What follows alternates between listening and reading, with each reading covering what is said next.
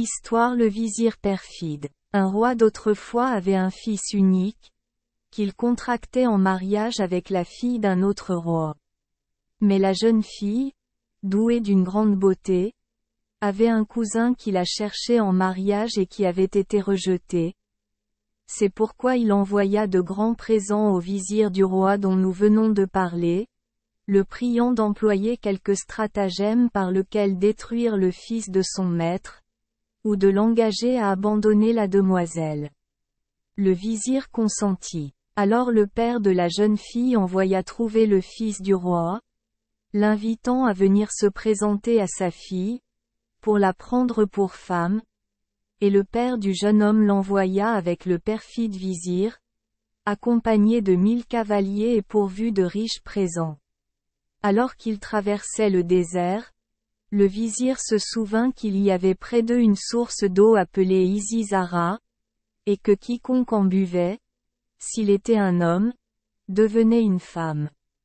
Il ordonna donc aux troupes de débarquer près d'elle, et engagea le prince à l'y accompagner.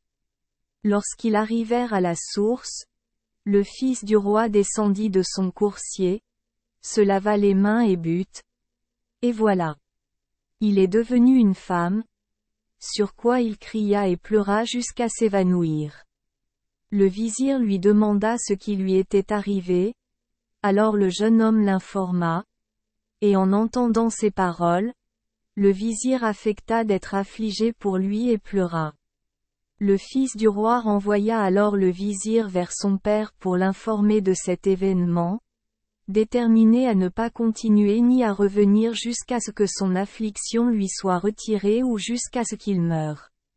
Il resta près de la fontaine pendant 3 jours et 3 nuits, sans manger ni boire, et la 4e nuit vint à lui un cavalier avec une couronne sur la tête, ressemblant à l'un des fils des rois.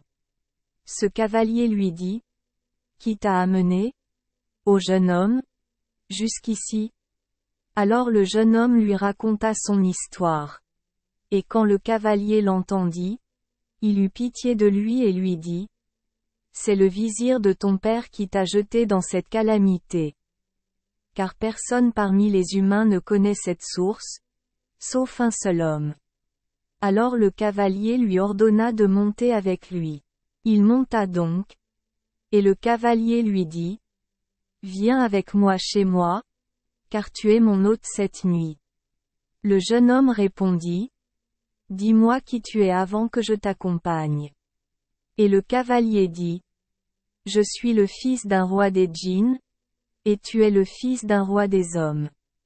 Et maintenant, aie bon cœur et regard joyeux à cause de ce qui dissipera ton anxiété et ton chagrin, car cela m'est facile. » Le jeune homme le suivit donc dès le commencement du jour, abandonnant ses troupes et ses soldats, que le vizir avait laissés à leur halte, et ne cessa de marcher avec son conducteur qu'à minuit, lorsque le fils du roi un des djinns lui dit: « Sais-tu quel espace nous avons parcouru pendant cette période ? » Le jeune homme lui répondit: « Je ne sais pas. » Le fils du roi des djinns dit: « Nous avons parcouru un espace d'1 an pour rejoindre celui qui voyage avec diligence. » Alors le jeune homme s'interrogea et demanda: « Comment vais-je retourner dans ma famille ?»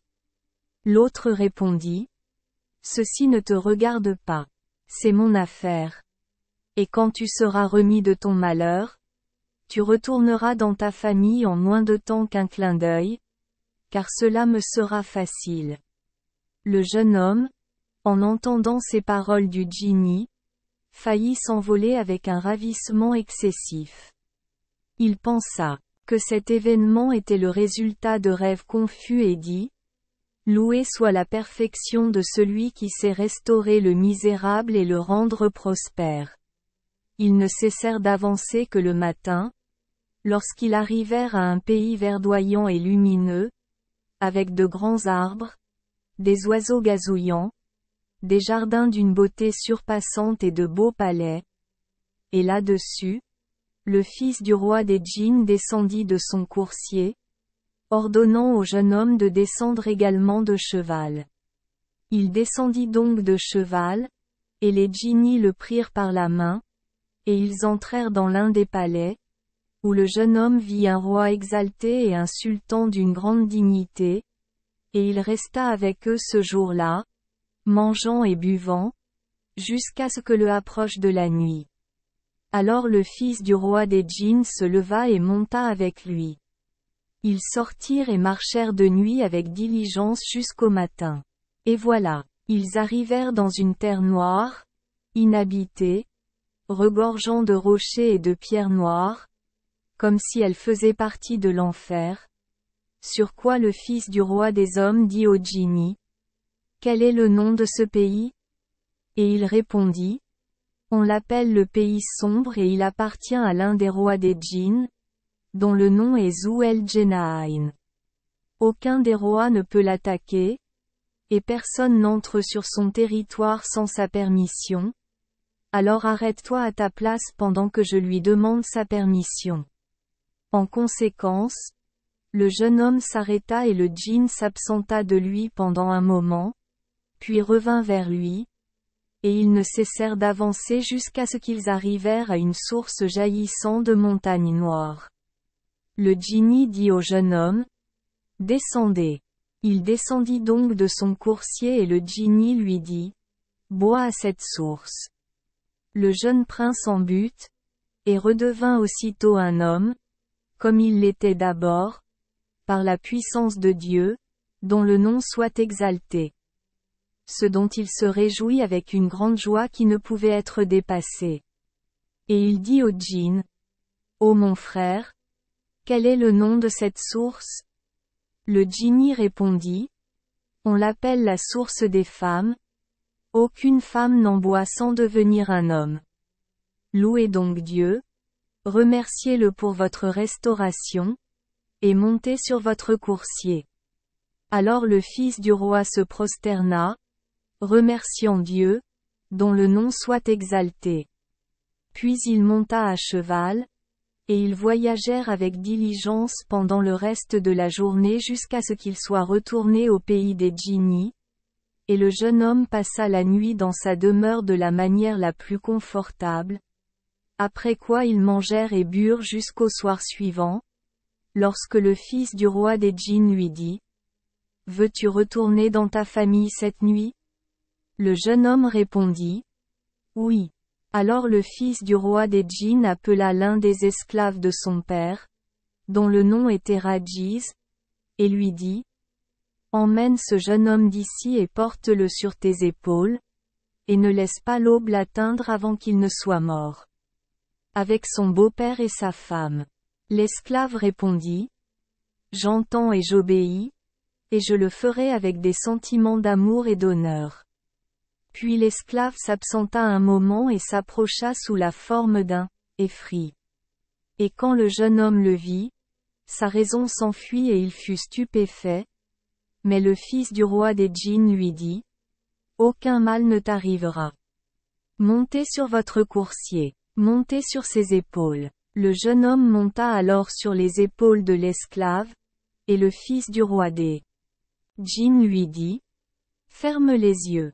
Alors il ferma les yeux, et l'esclave vola avec lui entre ciel et terre, et ne cessa de voler avec lui tant que le jeune homme était inconscient, et le dernier tiers de la nuit ne vint pas avant qu'il ne soit au sommet du palais de son beau-père. Alors le Efri lui dit: Descends.